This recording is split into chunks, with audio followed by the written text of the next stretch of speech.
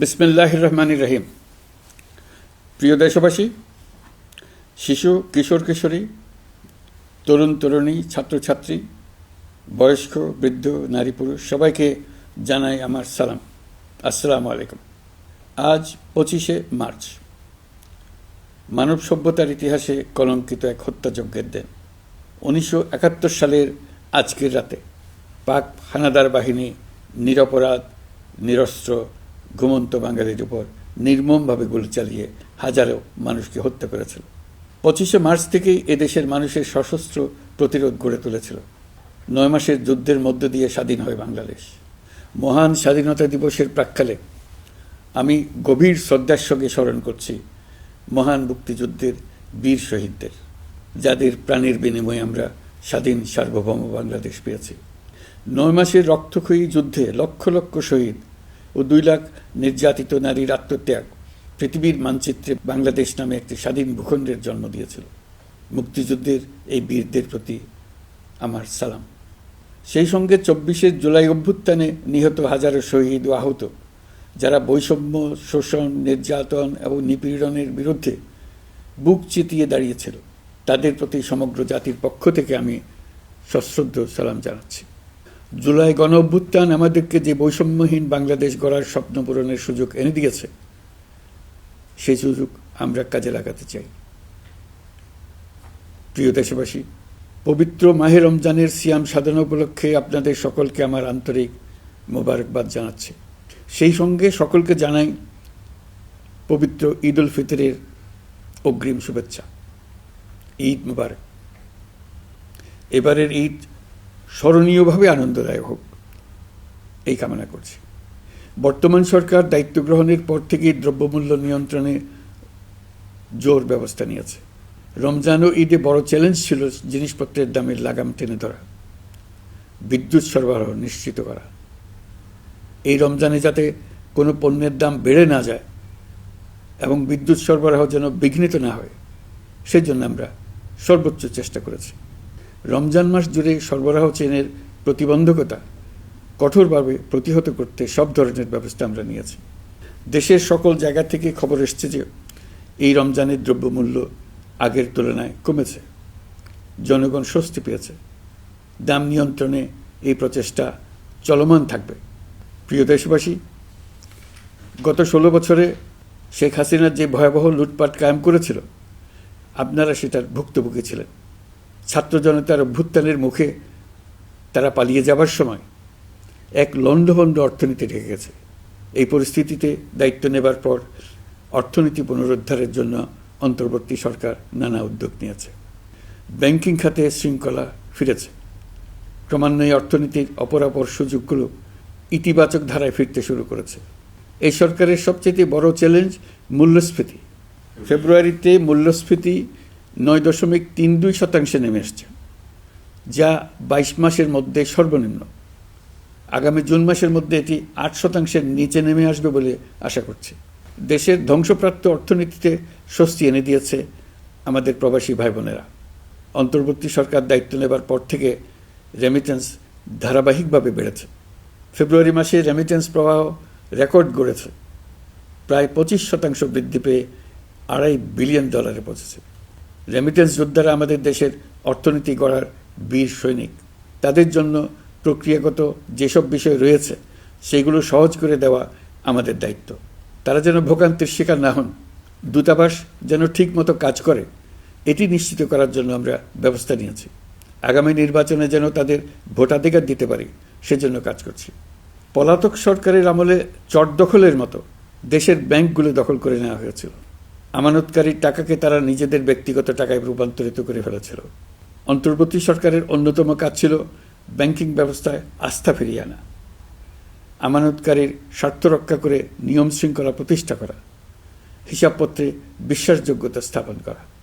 Banking ব্যবস্থায় আস্থা প্রতিষ্ঠা করা গেছে। এর ফলে অর্থনীতিতে শৃঙ্খলা ফিরেছে। অন্তর্বর্তী সরকারের অর্জনগুলোর মধ্যে এটা ছিল খুবই গুরুত্বপূর্ণ।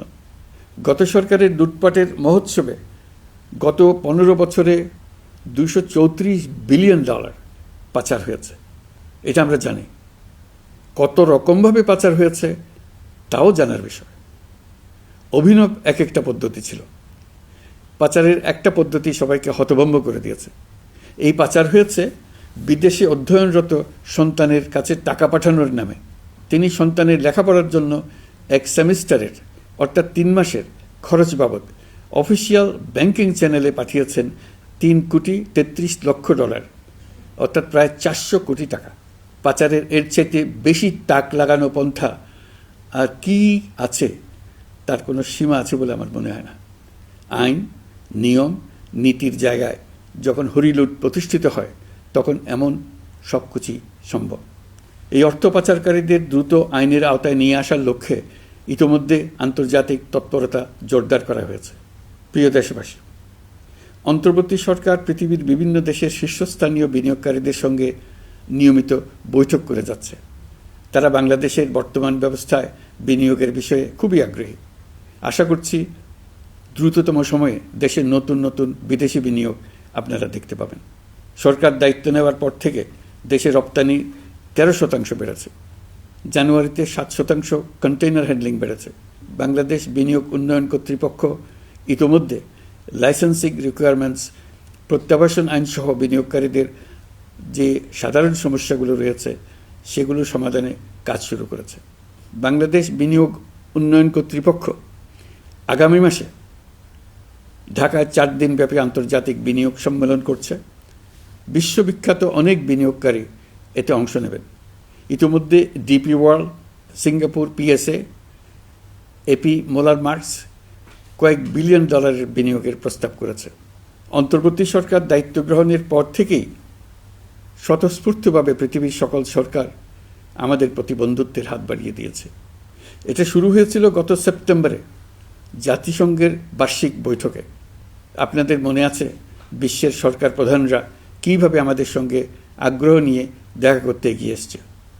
তারপর থেকে যে কোনো সম্মেলনে গিয়েছি, দেখেছি আন্তর্জাতিক নেতৃবৃন্দের আগ্রহ কীভাবে ক্রমেই বেড়ে চলেছে। জানুয়ারি মাসে সুইজারল্যান্ডের ডাভোসে গিয়েছিলাম। এই সম্মেলনে 47টি পৃথক ইভেন্টে আমার অংশগ্রহণ করতে হয়েছে। বিভিন্ন দেশের সরকার প্রধান, মন্ত্রী, বিশ্ব বাণিজ্যের নায়করা, জাতিসংঘের মহাসচিব, জাতিসংঘের বিভিন্ন সংস্থার প্রধানদের সঙ্গে বৈঠক করেছে। তারা আমাদের পাশে থাকার জন্য আন্তরিক আগ্রহ প্রকাশ করেছেন। সম্প্রতি আমি সংযুক্ত আরব আমিরাতে গিয়েছিলাম। তারা বিগত সরকারের সময় আমাদের ভিসা বন্ধ করে দিয়েছিল। আমরা সেই দেশের ভিসার দরজা খোলার চেষ্টা চালিয়ে যাচ্ছি। তারা আশ্বাস দিয়েছেন তাদের দিক থেকে সকল আনুষ্ঠানিকতা সম্পন্ন করে ভিসার দরজা উন্মুক্ত করবেন। আমি আশা করছি সেটা দ্রুতই উন্মুক্ত হবে। আমি সংযুক্ত আরব আমিরাতকে আমাদের দেশে শিল্প কারখানা গড়ে তোলার জন্য একটি শিল্পাঞ্চল করার প্রস্তাব দিয়েছি। তারা এই বিষয়ে আগ্রহ জানিয়েছে। শিল্পাঞ্চলে 2টি কাজ দিয়ে তারা শুরু করবে, এই জন্য কথাবার্তা শুরু হয়েছে। প্রথমে মুসলিম বিশ্বে সরবরাহের জন্য একটি হালাল গোশত প্রক্রিয়াজাত করার কারখানা করবে। এরপর মৎস্য প্রক্রিয়াজাতকরণের জন্য কারখানা স্থাপন করবে। তারা আমাদের নতুন সামুদ্রিক বন্দর পরিচালনা করার জন্যও আগ্রহ জানিয়েছে। প্রিয় দেশবাসী, বিশ্ব মানচিত্রে বাংলাদেশকে অনন্য উচ্চতায় নিয়ে যাওয়া আমাদের অন্যতম লক্ষ্য। এই লক্ষ্যে আমরা আসিয়ানের সদস্য হিসেবে যোগদান করার বিষয়ে আগ্রহের কথা জানিয়েছি। এই বছরের শুরু থেকেই মালয়েশিয়া আসিয়ানের চেয়ারম্যানের দায়িত্ব গ্রহণ করেছে। মালয়েশিয়ার মাননীয় প্রধানমন্ত্রী আনোয়ার ইব্রাহিমের সঙ্গে এই বিষয়ে কথা হয়েছে। তিনি আমাদের আবেদনের প্রতি সমর্থন জানিয়েছেন, আমাকে মালয়েশিয়া সফরের আমন্ত্রণ জানিয়েছেন। আমি এই আমন্ত্রণ গ্রহণ করেছি। মালয়েশিয়া রোহিঙ্গা সমস্যা সমাধানের জন্য জাতিসংঘের সম্মেলন আয়োজনের দায়িত্ব নিয়েছে। আমাদের দেশ থেকে শ্রমিক নিয়ে যাবার ব্যাপারে যে সমস্ত সমস্যার সৃষ্টি হয়েছিল সবগুলো সমাধানের জন্য আন্তরিকভাবে তারা কাজ করছে। আগামীকাল 4 দিনের সফরে আমি চীন যাচ্ছি। প্রেসিডেন্ট শি জিনপিংয়ের সঙ্গে আমার বৈঠক হবে। চীনের বড় বড় ব্যবসায়িক প্রতিষ্ঠানের সিইওদের সঙ্গেও বৈঠক করব। পৃথিবীর সর্ববৃহৎ চাইনিজ সোলার প্যানেল নির্মাতা প্রতিষ্ঠান লংজি বাংলাদেশে কারখানা স্থাপনের আগ্রহ জানিয়েছে। আমরা তাদের সঙ্গে কাজ করছি। এছাড়া প্রযুক্তিগত সহায়তা, মেডিকেল সহায়তা, স্বল্প মূল্যে চিকিৎসা সহ অন্যান্য বিষয়ে আলোচনা হবে। তারা আমাদের দেশ থেকে আম, কাঁঠাল ও পেয়ারা আমদানি করতে চায়। এটা খুব দ্রুতই শুরু হবে। এই সফরের মধ্য দিয়ে আমাদের দু দেশের সম্পর্ক ঘনিষ্ঠতর হবে। আমি বরাবরই বলে এসেছি, আমরা মহা সৌভাগ্যবান এক জাতি। পৃথিবীর মানচিত্রে আমাদের অবস্থানের কারণে বাংলাদেশ, ভারত, নেপাল ও ভুটান, দক্ষিণ এশিয়ার এই 4টি দেশ মিলে একটি যৌথ অর্থনীতি গড়ে তুলতে পারলে 4 দেশই লাভবান হবে। নেপাল ও ভুটান আমাদের জলবিদ্যুৎ দিতে অত্যন্ত আগ্রহী, আমরাও নিতে আগ্রহী। বাংলাদেশের শিল্পাঞ্চল গড়ে তুলতে এর কোনো বিকল্প নেই। আমাদের রয়েছে এক বিস্তীর্ণ মহাসাগর। ভৌগোলিক অবস্থানগত কারণে আমাদের সামনে বিরাট অর্থনৈতিক সুযোগ এনে দিয়েছে। কুমিরা থেকে টেকনাফ পর্যন্ত দীর্ঘ উপকূলভূমি। এই দীর্ঘ উপকূল জুড়ে বিরামহীনভাবে অনেকগুলি আধুনিক প্রযুক্তি সমৃদ্ধ আন্তর্জাতিক মানের সমুদ্র বন্দর, শিল্প কারখানা, রপ্তানি প্রক্রিয়াজাতকরণ এলাকা স্থাপন করা গেলে পুরো অর্থনৈতিক অঞ্চলের ভবিষ্যৎ দ্রুত পরিবর্তন সম্ভব। নেপাল থেকে জলবিদ্যুৎ আনতে পারলে জীবাশ্ম জ্বালানির উপর আমাদের নির্ভরশীলতা কমবে। বর্তমানে বিশ্ববাসী পরিবেশ রক্ষায় সচেতন, তারা এটাকেই সর্বোচ্চ অগ্রাধিকার দিচ্ছে। জীবাশ্ম জ্বালানির উপর নির্ভরশীলতা কমিয়ে পরিবেশ বান্ধব বিকল্প পাওয়া গেলে বিদেশি বিনিয়োগকারীদের আরও বেশি মনোযোগ আকর্ষণ করা যাবে। দেশের ক্রমবর্ধমান বিদ্যুৎ চাহিদার পরিপ্রেক্ষিতে রূপপুর পারমাণবিক বিদ্যুৎ কেন্দ্রের কাজ যথাসময়ে শেষ করার বেশি আমরা জোর দিয়েছি। রোসাটমের মহাপরিচালক আমাকে বলেছেন, শিগগিরই বিদ্যুৎ কেন্দ্রটি পরীক্ষামূলকভাবে চালু করা হবে। আমাদের পণ্য পৃথিবীর পণ্য। এই পণ্য নেপালে যাবে, ভুটানে যাবে, ভারতের 7 সিস্টার্সে যাবে। প্রতিবেশীদের পণ্য আমাদের এখানে আসবে, সারা পৃথিবীর কাছে পৌঁছে যাবে। এইভাবেই এটি একটি লাভজনক অর্থনৈতিক অঞ্চল হিসেবে দাঁড়িয়ে যাবে। আর এই অঞ্চলের গুরুত্বপূর্ণ ভূমিকায় থাকবে বাংলাদেশ। বাংলাদেশের সবচেয়ে বড় সমস্যা সীমাহীন দুর্নীতি। স্বৈরাচারী সরকার এই দুর্নীতিকে বিশ্বের শীর্ষস্থানে নিয়ে গেছে। দুর্নীতির ফলে শুধু যে সবকিছুতে অবিশ্বাস্য রকম ব্যয়বৃদ্ধি পাচ্ছে তাই না, এর ফলে সরকার ও জনগণের সকল আয়োজন বিকৃত হয়ে যায়। সরকারের লক্ষ্য, নীতিমালা, প্রাতিষ্ঠানিক আয়োজন, সরকারি কর্মকর্তাদের দায় দায়িত্ব যা কিছু কাগজে লেখা থাকে তার সব কিছু অর্থহীন হয়ে যায়। দেশ চলে অলিখিত আয়োজনে। সরকারকে চলতে হয়, ব্যবসায়ীকে চলতে হয়, শিল্পপতিকে চলতে হয়, বিনিয়োগকারীকে চলতে হয়, দেশের সকল নাগরিককে এই অলিখিত নিয়মে চলতে হয়। নাগরিককে এই অদৃশ্য জগতের সঙ্গে মোকাবেলা করে টিকে থাকার বিদ্যায় পারদর্শী হতে সাধনা করতে হয়। দৈনন্দিন জীবনে টিকে থাকা এবং সাফল্য অর্জনের জন্য একটা নতুন ভাষা আয়ত্ত করতে হয়। চারদিকে কী শব্দ বলা হচ্ছে, কাগজে কি লেখা হচ্ছে তা মনে মনে দ্রুত অনুবাদ করে তার মর্মার্থ বুঝে নিতে হয়। তা না হলে দৈনন্দিন সিদ্ধান্ত নেওয়া যায় না। সবচেয়ে বড় মুশকিল হলো এর কোনো অভিধান নেই। কারণ ব্যক্তি বিশেষে, স্থান বিশেষে, পরিস্থিতি বিশেষে এর অর্থ ক্রমাগতভাবে পাল্টে যায়।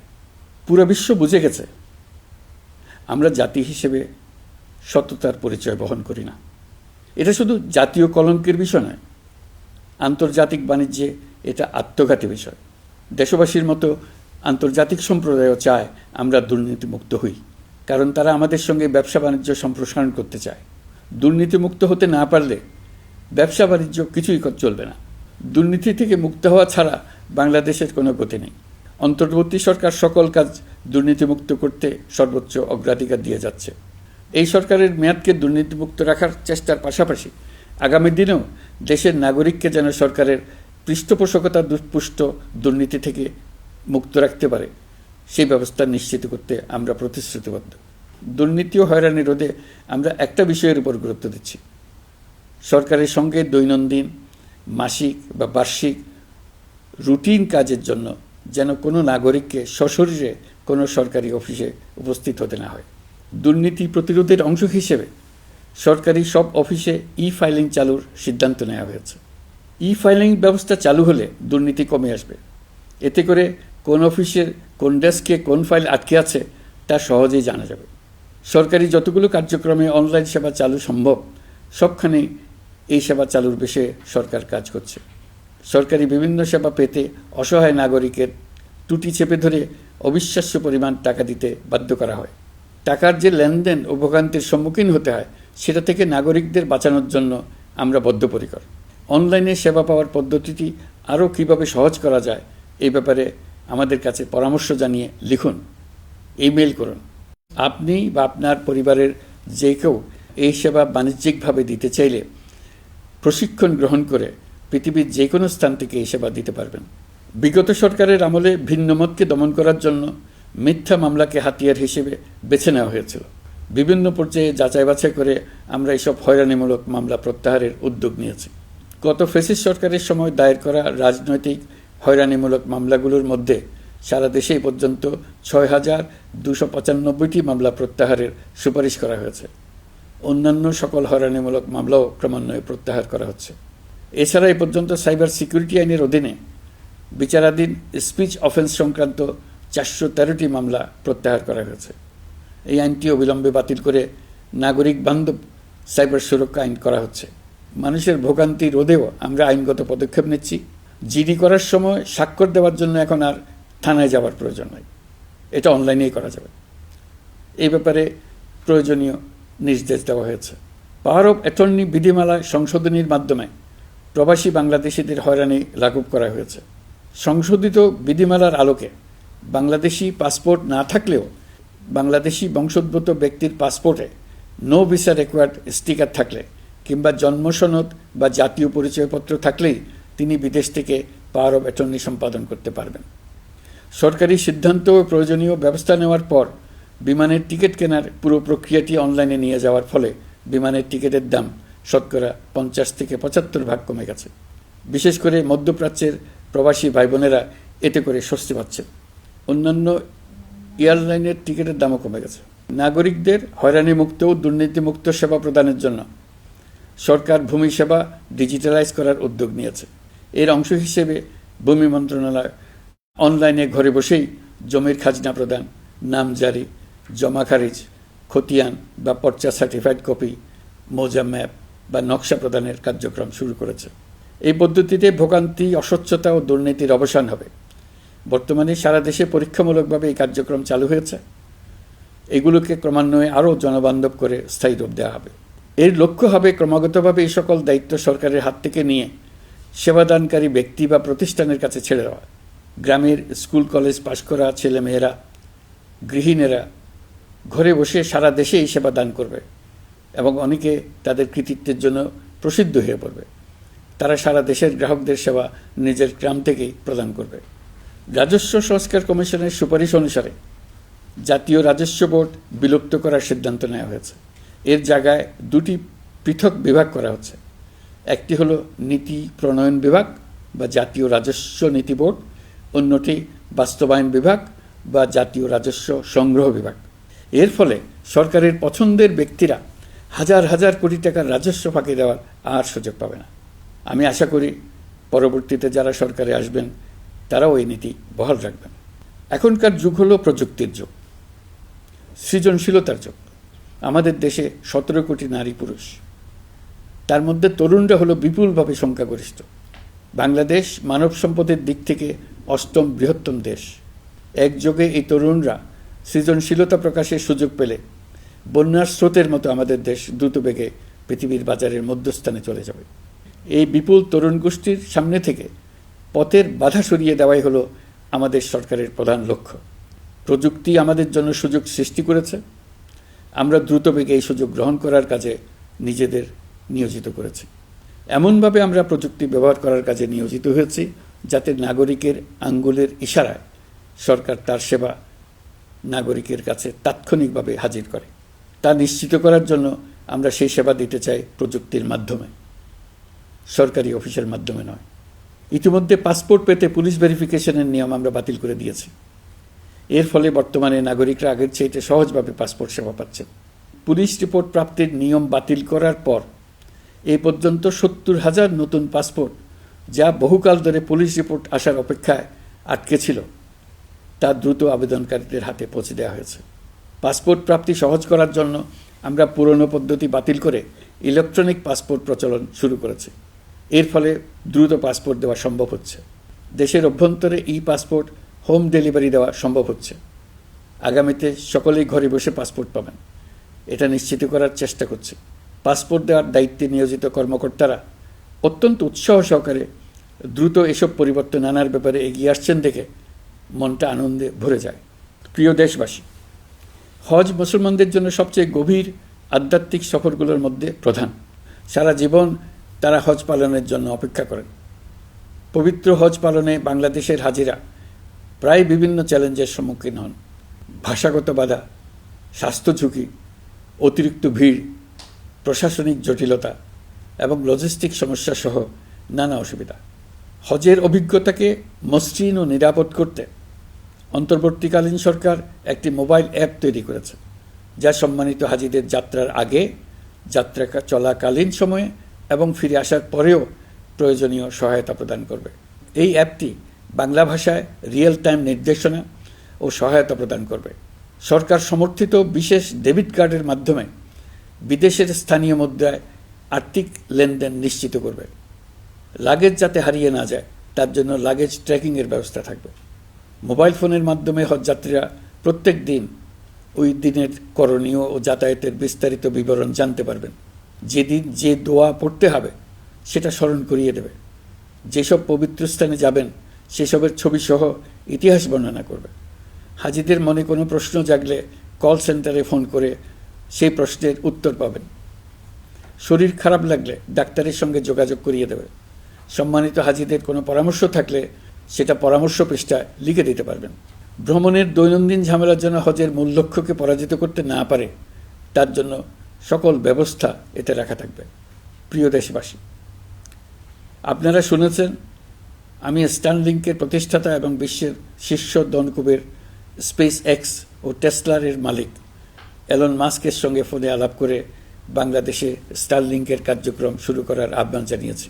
সে অনুসারে কোম্পানির প্রতিনিধিরা এখন বাংলাদেশে তাদের কার্যক্রম শুরুর আয়োজন করছে। তাদের সঙ্গে 3 মাসের মধ্যে বাণিজ্যিক চুক্তি চূড়ান্ত করার কাজ চলছে।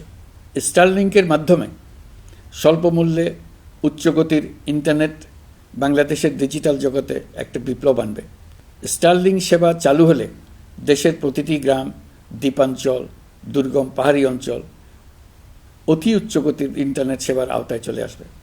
স্টারলিং চালু হলে ভবিষ্যতে কোনো সরকার ইন্টারনেট সেবা বন্ধ করে মানুষকে আর তথ্যবন্দী করার কোনো সুযোগ পাবে না। বাংলাদেশের প্রতিটি অঞ্চলে বিশ্বমানের শিক্ষা, স্বাস্থ্যসেবা, অর্থনৈতিক ক্ষেত্রে সকল নাগরিকের অংশগ্রহণ নিশ্চিত করা যাবে। আমাদের নতুন প্রজন্ম দেশের যে কোনো প্রত্যন্ত অঞ্চলেই থাকুক না কেন তারা বিশ্ব নাগরিক হয়ে গড়ে ওঠার সুযোগ পাবে। সরকার যুব উদ্যোক্তা নীতি 2025 প্রণয়ন করেছে। এর লক্ষ্য হবে সামাজিক, অর্থনৈতিক ও পরিবেশগত অগ্রগতির মূল চালক হিসেবে তরুণ তরুণীদের ক্ষমতায়ন করা। এই নীতি টেকসই উন্নয়ন লক্ষ্যমাত্রা অর্জনের উপায় হিসেবে সফল উদ্যোক্তা তৈরিতে সহায়ক হবে। সামাজিক ও অর্থনৈতিক ক্ষেত্রে তরুণ উদ্যোক্তাদের অবদানকে স্বীকৃতি দেওয়া হবে। প্রিয় দেশবাসী, জাতিসংঘের মহাসচিব অ্যান্টনিও গুতেরেস কয়েকদিন আগে বাংলাদেশ সফর করেছেন। তাকে সঙ্গে নিয়ে আমি কক্সবাজারে রোহিঙ্গা ক্যাম্পগুলোতে গিয়েছি। ক্যাম্পে অবস্থানরত 1 লাখ রোহিঙ্গা শিশু, কিশোর, নারী, পুরুষ সবার সঙ্গে একসঙ্গে ইফতার করেছে। আমাদের প্রস্তাবে সম্মতি জানিয়ে আগামী সেপ্টেম্বর মাসে জাতিসংঘের সাধারণ অধিবেশনে রোহিঙ্গা সংকট নিয়ে একটি পৃথক অধিবেশন আয়োজন করার প্রস্তুতি নিচ্ছে। মালয়েশিয়া ও ফিনল্যান্ড যৌথভাবে এই সম্মেলনের আয়োজক হতে এগিয়ে এসছে। এর পাশাপাশি অস্ট্রেলিয়ার সাবেক ভারপ্রাপ্ত প্রধানমন্ত্রী জুলি বিশপকে আমি এই গুরুত্বপূর্ণ সভায় মুখ্য ভূমিকা পালনের জন্য আহ্বান জানিয়েছি। তিনি আমার প্রস্তাব গ্রহণ করেছেন। জাতিসংঘের মহাসচিব বাংলাদেশ সফরে এসে জাতীয় ঐকমত্য কমিশনের সদস্য, রাজনৈতিক দলের নেতৃবৃন্দ ও তরুণদের সঙ্গে পৃথকভাবে বৈঠক করেছেন। বৈঠকে সবাই জাতিসংঘের মহাসচিবকে নতুন বাংলাদেশ গঠনের স্বপ্নের কথা জানিয়েছেন।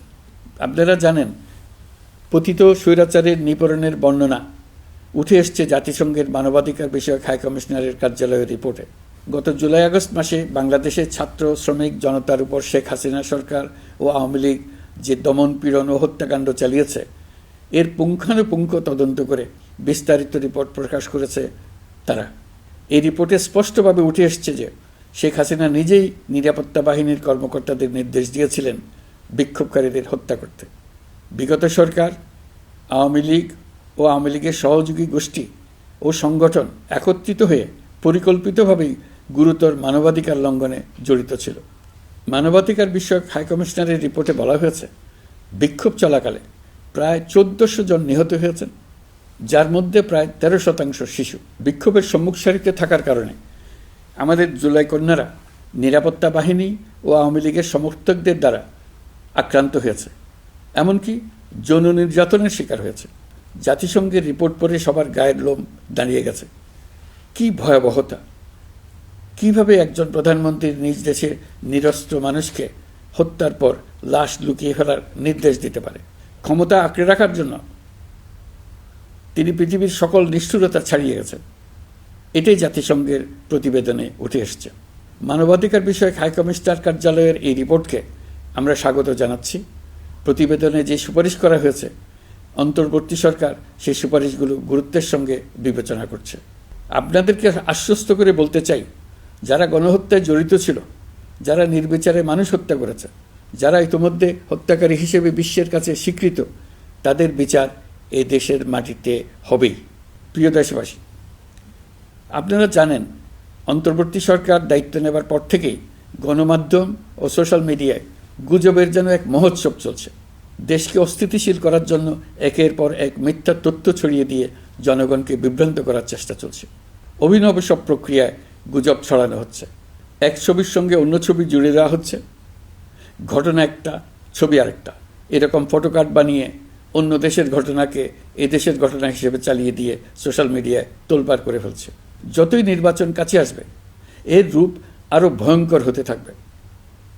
কারা এর পেছনে আছে, কেন আছে, তা আপনাদের সবারই জানা আছে। আমরা এই গুজব ও মিথ্যা তথ্যের প্রচারণা রোধ করতে জাতিসংঘের সহযোগিতা চেয়েছি। জাতিসংঘের মহাসচিব এর মোকাবেলায় আমাদের সহযোগিতা করবেন বলে আশ্বাস দিয়ে গেছেন। দেশবাসীকে আমি স্মরণ করিয়ে দিতে চাই যে, জুলাই অভ্যুত্থানের প্রথম পর্ব সফলভাবে সমাপ্ত হয়েছে। প্রথম পর্বের সমাপ্তির মধ্য দিয়ে অভ্যুত্থানের দ্বিতীয় পর্ব শুরু হলো। সবসময় মনে রাখতে হবে, আমরা কিন্তু যুদ্ধাবস্থায় আছি। গুজব হলো এই জুলাই অভ্যুত্থানের বিরুদ্ধে পরাজিত শক্তির মস্ত বড় হাতিয়ার। গুজব দেখলেই গুজবের সূত্রের সন্ধান করতে থাকবেন, গুজবকে অবহেলা করবেন না। বহু অভিজ্ঞ সমর বিশারদ এই গুজবের পেছনে দিনরাত কাজ করছে। সীমাহীন অর্থ এর পেছনে নিয়োজিত আছে। এর মূল লক্ষ্য জুলাই অভ্যুত্থানকে ব্যর্থ করা। আমরা তাকে ব্যর্থ হতে দেব না। আমাদের সামগ্রিক ঐক্য পলাতক শক্তির গায়ে জ্বালা ধরিয়ে দিচ্ছে। তারা এই ঐক্য ভাঙতে চায়। তাদের অভিনব কৌশল আপনি টেরই পাবেন না। আপনি বুঝতেই পারছেন না কখন তাদের খেলায় আপনি পুতুল হয়ে গেছেন। আমাদের সচেতনতা এবং সামগ্রিক ঐক্য দিয়েই এই গুজবকে রুখতে হবে। পলাতক অপশক্তির ষড়যন্ত্রকে ব্যর্থ করে দিতে হবে। প্রিয় দেশবাসী, আপনারা জানেন, ইতিমধ্যে জাতীয় ঐকমত্য কমিশন তাদের কাজ শুরু করেছে। 6টি সংস্কার কমিশনের 166টি সুপারিশ ও পূর্ণাঙ্গ প্রতিবেদন সহ 38টি রাজনৈতিক দলের কাছে চিঠি দেওয়া হয়েছে। ইতিমধ্যে রাজনৈতিক দলগুলোর সঙ্গে বৈঠক শুরু হয়েছে। দেশের রাজনৈতিক দলগুলো খুবই ইতিবাচকভাবে সংস্কার কাজে সাড়া দিয়েছেন। তাদের মতামত তুলে ধরছেন। কোন রাজনৈতিক দল কোন কোন সংস্কার প্রস্তাবে একমত হয়েছেন, কোনটিতে দ্বিমত হয়েছেন, সেসব তারা জানাচ্ছেন। এটা আমাদের জাতির জন্য অত্যন্ত সুখকর বিষয় যে প্রতিটি রাজনৈতিক দল সংস্কারের পক্ষে মত দিচ্ছেন।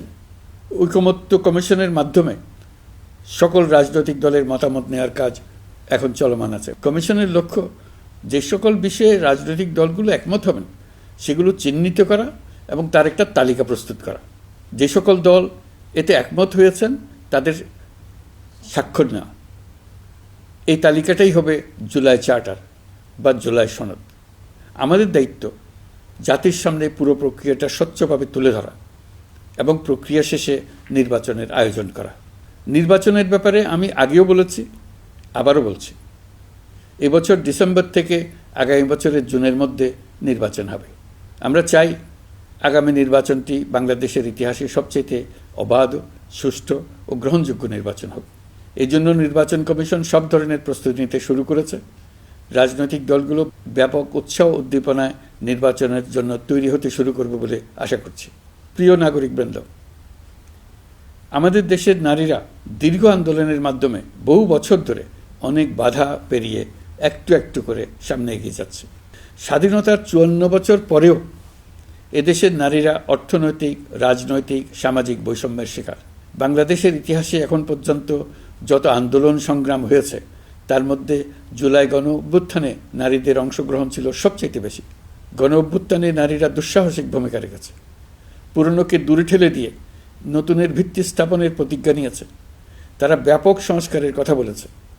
সর্বত্র নারীদের ভূমিকা আরও জোরালো করার কথা বলেছে। আমি মনে করি জুলাই গণ অভ্যুত্থান বাংলাদেশের প্রেক্ষিত বদলে দিয়েছে। জুলাইয়ের পর নারীদের অবস্থান ইতিবাচকভাবে পরিবর্তন হবে, সেটাই আমরা চাই।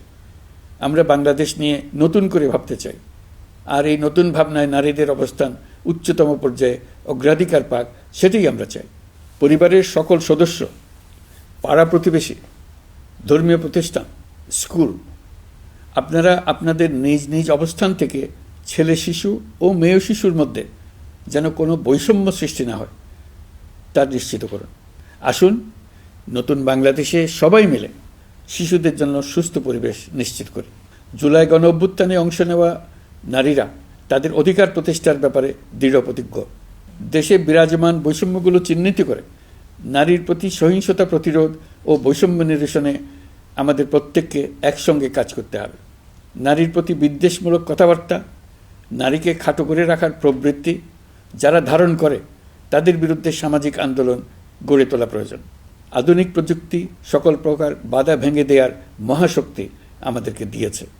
সেই বাধা যত শক্তই হোক, যত উঁচুই হোক, সকল দূরত্ব গোছানোর জন্য প্রযুক্তিকে অবশ্যই যেন আমরা ব্যবহার করতে আরম্ভ করি। নারীদের সুরক্ষায় পুলিশ হটলাইন নম্বর চালু করেছে। সরকারের পক্ষ থেকে শর্ট কোড চালু করা হচ্ছে। কল টেকার হিসেবে শতভাগ নারী কর্মীদের নিয়োগ দেওয়া হচ্ছে, যেন নির্দ্বিধায় কথা বলা যায়। নারী ও শিশু নির্যাতন দমন আইন সংশোধন হয়েছে। এসব মামলার তদন্ত ও বিচারের সময় কমিয়ে আনা হয়েছে। বিচার বিলম্বে বাধা দূর করা হচ্ছে। ঢাকার পাশাপাশি চট্টগ্রাম ও রাজশাহীতে ডিএনএ ল্যাব স্থাপনের কাজ চলছে। খুব দ্রুতই বিশেষ জুডিশিয়াল সার্ভিস কমিশনের মাধ্যমে নতুন অনেক বিচারক নিয়োগ দেওয়া হচ্ছে। ভিকটিম শিশুরা যাতে দ্রুত বিচার পায় সেজন্য আলাদাভাবে বিশেষ ট্রাইব্যুনাল স্থাপনের বিধান রাখা হয়েছে। দেশের সবার মতো আমি অত্যন্ত আনন্দিত যে এবার নারী ফুটবল টিম দক্ষিণ এশিয়া চ্যাম্পিয়ন হয়েছে।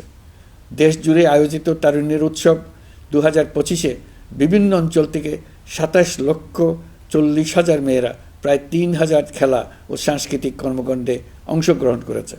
উৎসবে দেশের সুবিধাবঞ্চিত ও সুবিধাপ্রাপ্ত অঞ্চল, প্রান্তিক জনগোষ্ঠী এবং 21টি নৃগোষ্ঠীর তরুণ তরুণী সহ সকলের সার্বজনীন অংশগ্রহণ ছিল। এই উৎসবের অন্যতম লক্ষ্য ছিল তরুণদের মধ্যে ঐক্য গড়ে তোলা, সহযোগিতার নীতি প্রচার এবং তাদেরকে উদ্যোক্তা হিসেবে গড়ে তোলা, যাতে করে তারা আত্মনির্ভর হতে পারে, দেশের সম্পদ হিসেবে গড়ে উঠতে পারে। আমরা তারুণ্যের এই উৎসব সারা বছর জুড়ে উদযাপন করার ঘোষণা দিয়েছি। এই উৎসবে আমরা গ্রাম, উপজেলা, শহর, বন্দর সকল এলাকার আবাল বৃদ্ধ বনিতাকে এবং স্কুল, কলেজ, মাদ্রাসার সরকারি বেসরকারি সকল প্রতিষ্ঠানের সবাইকে নানা প্রকারের সৃজনশীল কর্মসূচি নিয়ে এগিয়ে আসার জন্য আমি অনুরোধ জানাচ্ছি। প্রতিটি এলাকায় এই উৎসবে যোগদান করতে মেয়েদের যেন বিশেষভাবে উৎসাহিত করা যায় সেজন্য সকলকে আহ্বান জানাচ্ছি। কোথায় এটা কিভাবে উদযাপিত হচ্ছে সেই ব্যাপারে জানার জন্য আমি আগ্রহ নিয়ে অপেক্ষা করলাম। বিভিন্ন পর্যায়ে দেশের সেরা গ্রাম, সেরা উপজেলা, সেরা শহর, সেরা প্রতিষ্ঠান, সেরা ব্যক্তিকে পুরস্কার দেওয়ার জন্য আমরা প্রস্তুত থাকব। নারী অধিকারের পাশাপাশি একই রকম গুরুত্বের সঙ্গে মনে রাখতে হবে সংখ্যালঘুদের নাগরিক অধিকার, সমতল ও পাহাড়ের জাতিগোষ্ঠীর নাগরিক অধিকার। কারো কোনো নাগরিক অধিকারকে অবহেলা করলেই এই জাতির জন্য মহা সংকট সৃষ্টি হবে। নাগরিক হিসেবে আমরা কেউ যেন অন্য নাগরিকের অধিকার হরণের দায়ে অভিযুক্ত হতে না পারি, সেই ব্যাপারে আমাদের নিশ্চিত থাকতে হবে। তাহলেই সত্যিকার নতুন বাংলাদেশ জন্ম লাভ করবে। সবাইকে আবারও আমার সালাম জানিয়ে আমার বক্তব্য শেষ করছি। আসসালামু আলাইকুম। সবাইকে স্বাধীনতা দিবসের অভিনন্দন জানাচ্ছি। পবিত্র মাহে রমজানে মহান আল্লাহর অশেষ মেহেরবানি আমাদের উপরে বর্ষিত হোক। এবারের শবে কদরের পবিত্র রজনীতে মহান আল্লাহ যেন তাঁর সকল বান্দার মোনাজাত কবুল করেন তা প্রার্থনা করছি। একই সঙ্গে পবিত্র ঈদে সকলকে জানাই ঈদ মোবারক। ঈদে পরিবার পরিজন নিয়ে নির্বিঘ্নে ও আনন্দ সহকারে নিজ নিজ বাড়ি যাবেন, আত্মীয় স্বজনের কবর জিয়ারত করবেন, গরিব পরিবারের খোঁজখবর নেবেন, তাদের ভবিষ্যৎ ভালো করার জন্য চিন্তাভাবনা করবেন, আপনার সন্তানদের সঙ্গে তাদের পরিচয় করিয়ে দেবেন, এই কামনা করছি। ঈদের জামাতে দলমত নির্বিশেষে সবাই যেন পরাজিত শক্তির সকল প্ররোচনা সত্ত্বেও সুদৃঢ়ভাবে ঐক্যবদ্ধ থাকেন, সেজন্য আল্লাহর কাছে মোনাজাত করবেন, এই আহ্বান জানাচ্ছি। সকলের জীবন সার্থক হোক, আনন্দময় হোক। মহান আল্লাহ আমাদের সহায় হন। আল্লাহ হাফেজ।